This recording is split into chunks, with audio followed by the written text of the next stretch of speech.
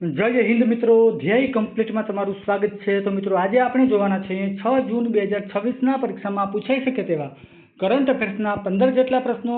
તો મિત્રો જો શક્ય હોય તો આ પ્રશ્નોને તમે તમારી નોટમાં લખી લેજો, જેથી કરીને તમારે જ્યારે પણ એનું રિવિઝન કરવાનું થાય ત્યારે તમે એનું સરળતાથી રિવિઝન કરી શકો છો।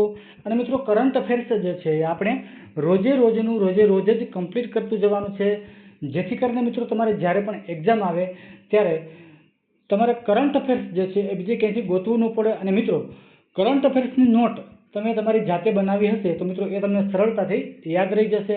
તો મિત્રો ચાલો હવે પ્રશ્નની શરૂઆત કરીએ છીએ, પણ એ પહેલાં જો હજી સુધી તમે આપણી ચેનલને સબસ્ક્રાઇબ ન કરી હોય તો ચેનલને સબસ્ક્રાઇબ કરી લેજો અને આ વિડીયોને તમારા દરેક મિત્રોને શેર કરી દેજો।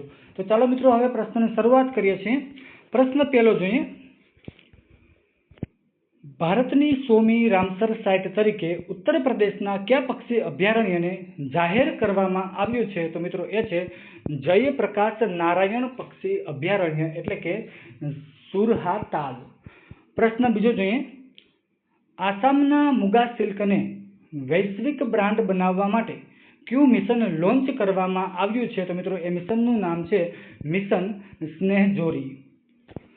પ્રશ્ન ત્રીજો જોઈએ, તાજેતરમાં ખાદ્ય પ્રણાલીઓમાં પરિવર્તન લાવવા માટે ફૂડ પ્લેનેટ પ્રાઇઝ 2026 કઈ સંસ્થાએ જીત્યો છે? તો મિત્રો એ સંસ્થાનું નામ છે APCNF। અને મિત્રો આ APCNFનું પૂરું નામ છે Andhra Pradesh community managed natural farming.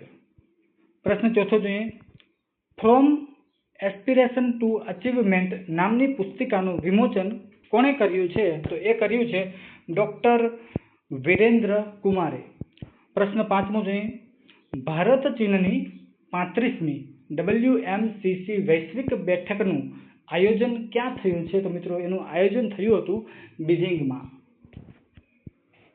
પ્રશ્ન છઠ્ઠો જોઈએ, તાજેતરમાં કઈ રાજ્ય સરકારે બાંગ્લાદેશી ઘૂસણખોરોને પકડવા માટે ઓપરેશન ડેલ્ટા હન્ટ શરૂ કર્યું છે? તો મિત્રો એ રાજ્ય છે ગુજરાત। પ્રશ્ન સાતમો જોઈએ, PM સૂર્યઘર ઉત્કૃષ્ટતા પુરસ્કાર માટે કયા રાજ્યની પસંદગી કરવામાં આવી છે? તો મિત્રો એ રાજ્ય છે ઓડિશા।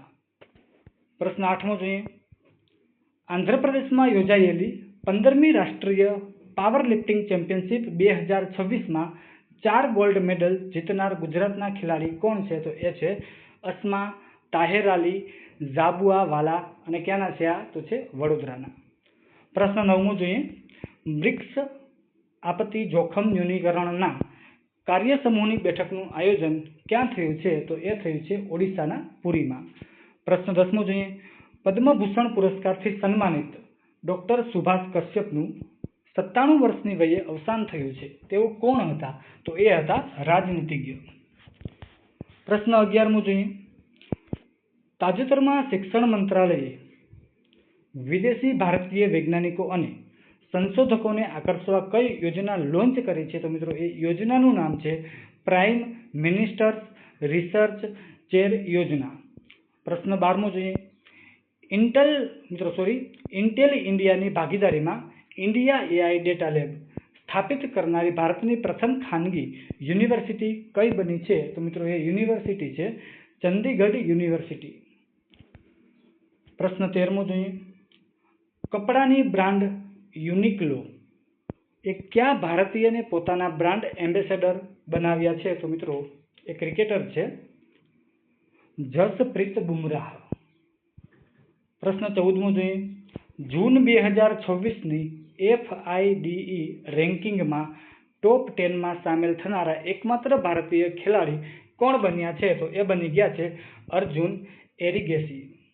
મિત્રો છેલ્લો પ્રશ્ન જોઈએ, શહેરી સ્થાનિક સંસ્થા દ્વારા વિકસિત ભારતનું પ્રથમ સ્પેશિયલ ઇકોનોમિક ઝોન એટલે કે સેજ ક્યાં શરૂ કરવામાં આવશે? તો મિત્રો એ શરૂ કરવાનું છે પુડુચેરીમાં।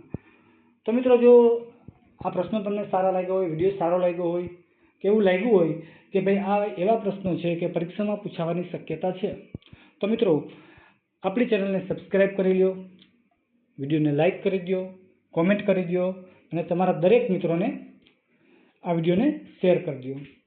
તો મિત્રો અત્યારે અહીંયા લગી રાખીએ છીએ। જય હિન્દ, જય ભારત, થેન્ક યુ।